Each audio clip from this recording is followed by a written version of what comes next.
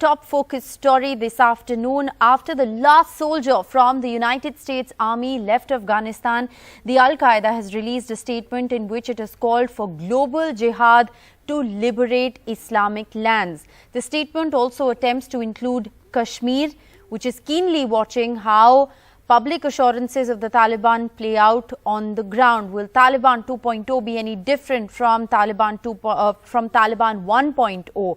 Let's go right across to Neeta Sharma joining us with the very latest. Neeta, you're learning from government sources at the moment that they are very keenly looking at the situation in Afghanistan, especially with the Al-Qaeda now, pointing at the fact that, there is going to be trouble in Kashmir.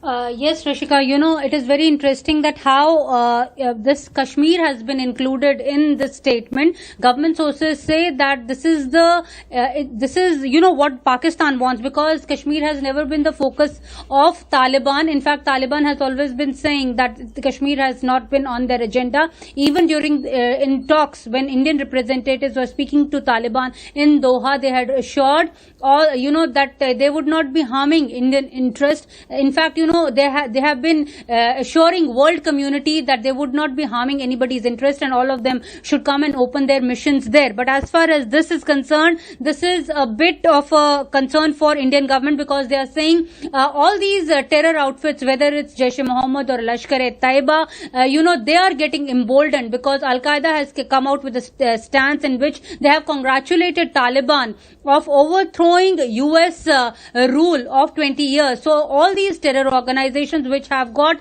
links with each other, and mostly because Jaish-e-Mohammed and also Lashkar-e-Taiba have some kind of an Afghan connection and Al-Qaeda connection, they would be emboldened. In fact, our intelligence sources have been indicating that, these along the LOC, line of actual control, all these camps, all which were, abandoned by these mujahids, by these terrorists after the ceasefire agreement was reached in by India and Pakistan in February. Now they are again, regrouping. They are getting reactivated, all these camps. In fact, our intelligence chatter shows that almost 300 terrorists are again back on these launch pads, ready to be launched. In fact, even infiltration has gone up in last 2 months. Recently, only 6 groups have infiltrated across to Kashmir Valley, which are giving sleepless nights to our security agency. In every day we report either a IED blast or a